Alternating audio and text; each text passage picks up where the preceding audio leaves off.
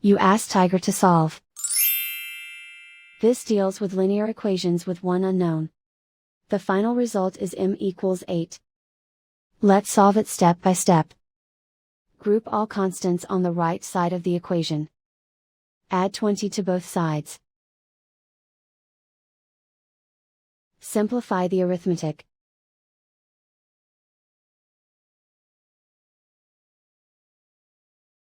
Isolate the m. Divide both sides by 8. Simplify the fraction.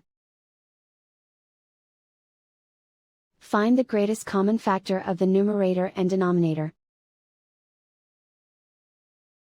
Factor out and cancel the greatest common factor.